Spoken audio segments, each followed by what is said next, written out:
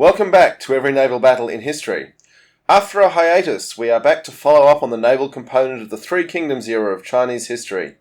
Once again, huge thanks to Carl Czar for helping set the scene in the first two jumbo-sized episodes, laying the groundwork for this conflict.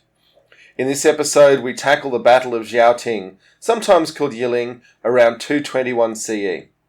Where we left off, the southern Wu and western Shu forces had defeated the much larger northern Chinese, Wei, forces at the Battle of Red Cliffs, taking advantage of the northerners' lack of ability in naval combat.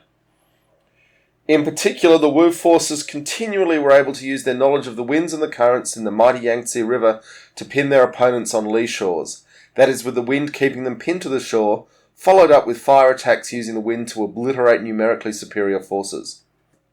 Since that battle, the weaker two of the Three Kingdoms, from around 219, had decided their advantage lay in killing off their weaker rival to try and consolidate enough power to take on the Northern Wei Kingdom. As you can imagine, this break in solidarity was a big gamble because exhausting themselves without success would leave their kingdoms vulnerable to the larger, more populous, and richer Kingdom of Wei waiting in the north for an opportunity to strike.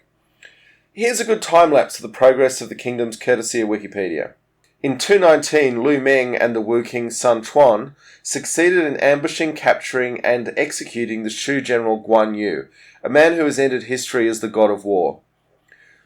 This weakened Shu somewhat, but also meant an undying enmity between the two sides that desperately needed each other to survive. Guan Yu had many unforgiving family members in the Shu state. Around the same time, the legendary Wei king Cao Cao had died in the north of what's simply described as a head disease. He was in his mid-60s and had led a life of adventure and success that very few men in history could match. His son, Cao Pi, was determined to do better than his father and forced the last Han emperor to abdicate. Cao Pi then declared himself the next emperor of China, which should have served as a warning to the rogue states of Shu and Wu to mend their fences and make common cause. But the bad blood between the two former allies now ran too deep. In the Kingdom of Shu, Liu Bei declared himself to also be an emperor. Sun Quan in Wu decided to make an alliance with Cao Pi and was named King of Wu as a nominal vassal to the northern emperor. Liu Bei's blood was up, seeking vengeance against Wu, and despite numerous experienced generals warning him he was about to do a very stupid thing, he threw them in prison or relegated them to garrison duty. With the Shu army bearing down on them, Wu tried to point out the foolishness of this operation, with Zhuge Jin coming to Liu Bei to say, "I heard that your army has come from Baidicheng, and that your subjects have advised you to reject peace talks due to the hostilities between us, which arose from the King of Wu's occupation of Jing province and Guan Yu's death. I am deeply worried because such thinking shows narrow-mindedness on their part, as well as their failure to take the bigger picture into consideration. I shall attempt to explain the gravity of the situation to your Majesty. If your Majesty can temporarily lower your pride, put aside your anger, and carefully think about what I am about to say, I am sure your Majesty will be able to finalize your decision. There will also be no need to seek further counsel from your subjects. Is your Majesty's relationship with Guan Yu comparable to that with the emperors of the Han dynasty? Is one Jing province comparable to the entire empire? Between your two enemies, whom do you hate more? If you can answer these questions, then I'm sure it won't be difficult for you to finalize your decision." Although we should note it was entirely Wu's idea to steal the fabulously wealthy and crucial Jing province, and in the process murder one of Liu Bei's best friends. Liu Bei was not in the mood to hear it, and to be fair to him, after you've gone to the colossal expense of putting an army in the field, it is no time to hear the peace plan. Liu Bei invaded with around 40,000 troops, and Sun Quan sent Lu Xun with 50,000 to deal with them. To set the scene, pretty much all the fighting was along the Yangtse River at a point very roughly halfway between the modern metropolises of Chongqing and Wuhan.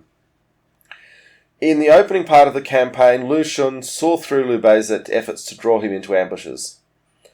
7 months into this, the Wu army was getting restless and complaining that they weren't just attacking.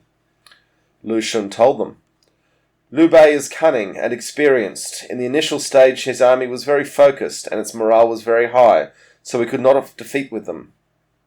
Now, however, since it has been quite some time, they are already weary, low on morale, and out of ideas. Now is the time for us to launch a multi-pronged assault on them." Timing in war is everything. Both sides were reliant on riverboats for their logistics, which is what made this a naval battle. The fighting up and down the rivers was a mix of road and river advances. In Lushan's assault, things got so bad for Shu that they were ordered to pile up their armour and set fire to it to slow the advancing Wu forces on the roads. In the retreat to Baidicheng, Liu Bei lost all his boats, supplies, and equipment. The bodies of the Shu soldiers were the main thing blocking the river from the Wu advance. A broken man, Liu Bei died in April 223. One has to wonder if his declining health led to his poor decisions in this battle. The first order of business of his regents was to make peace with Wu and re-establish their alliance against Wei. Strap in, folks, we've got lots more to cover as we take on every naval battle in history.